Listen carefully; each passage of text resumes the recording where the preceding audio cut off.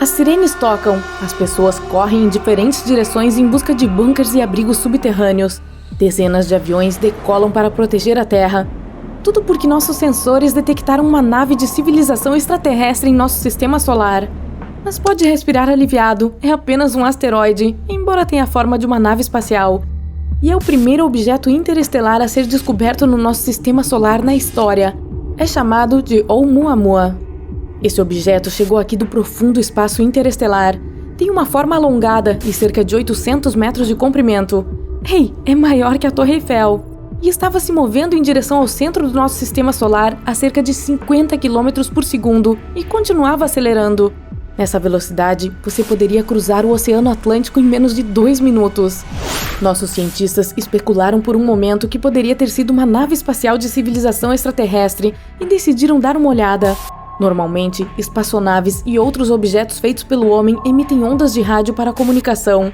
Então os cientistas usaram radioscópios Breakthrough Listen na Austrália e nos Estados Unidos para tentar receber um sinal do objeto interestelar.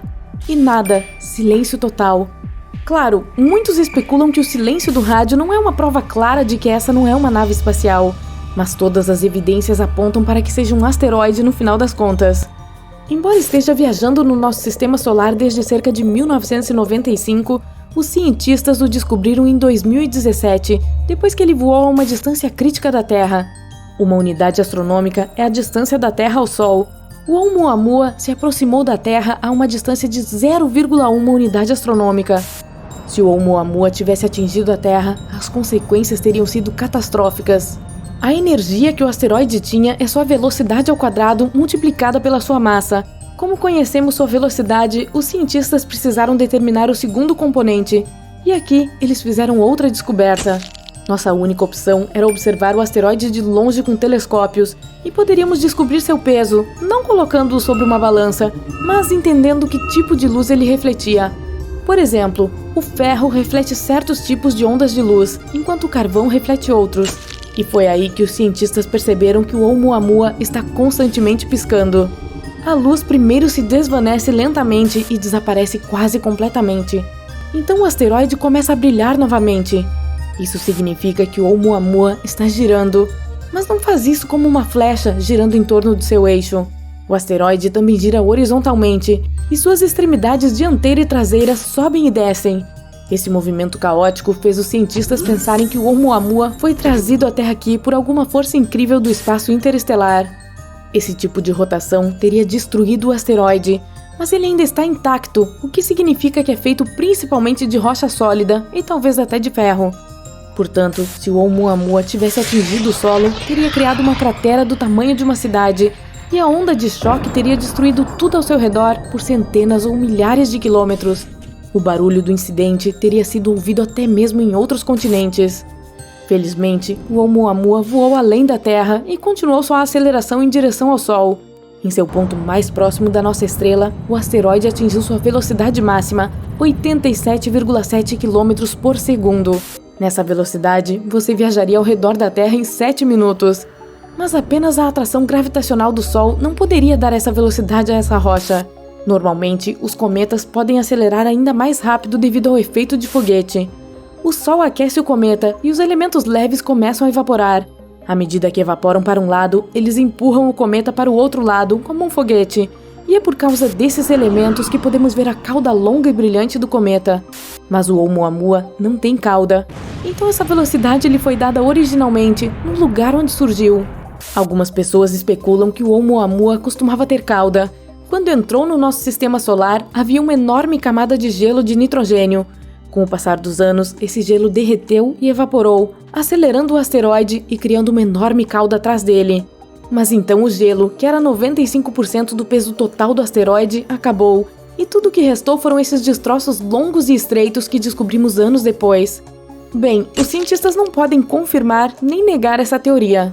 Então, o Oumuamua se aproximou do Sol a cerca de 0,25 unidade astronômica de distância. Isso é mais perto do que a órbita do primeiro planeta perto do Sol, Mercúrio. O asteroide então caiu na armadilha gravitacional da estrela, fez um gancho em torno dela e voou como se tivesse sido lançado por um estilingue. Agora está indo em direção à constelação de Pégasus. Portanto, os cientistas acreditam que o Oumuamua nasceu de uma colisão dramática de um exoplaneta em algum lugar de outro sistema solar com outro objeto massivo. Como resultado da explosão, um grande fragmento estreito foi ejetado para o espaço sideral. Por isso, continua girando loucamente. Esse evento dramático também pode ter sido a explosão de uma supernova. Tais explosões ocorrem quando uma estrela envelhece. Ela fica sem combustível dentro de si e encolhe por uma fração de segundo. E então, BUM! Uma explosão poderosa e brilhante é visível por anos-luz ao redor. A onda de choque de uma supernova pode rasgar alguns exoplanetas em pequenos pedaços. Um deles é o Oumuamua. Ou talvez esse asteroide tenha vindo até nós do nascimento de uma nova estrela. Primeiro, houve uma nebulosa. Era pesada e encolhida em torno de um centro de gravidade comum. Quando o núcleo da nebulosa ficou muito comprimido, ela explodiu, e asteroides e detritos cósmicos se espalharam em diferentes direções. Os cientistas estavam considerando enviar uma sonda espacial à superfície do Oumuamua. Poderíamos estudar o corpo interestelar e usar o asteroide como um táxi para outros mundos. Voar para outras estrelas com a tecnologia existente e motores de foguete levaria uma quantidade incrível de tempo e combustível. Mas se cavalgarmos um asteroide como um cavalo, ele pode fazer o trabalho por nós. Uma opção era usar uma sonda com uma vela. Então, em vez de um motor de foguete tradicional, a sonda seria impulsionada por vento solar ou um poderoso laser. Esse conceito envolveria o lançamento de cerca de 1000 sondas, cada uma pesando menos do que uma agulha de costura. E cada uma delas seria presa por cabos com uma vela leve do tamanho de um ringue de boxe.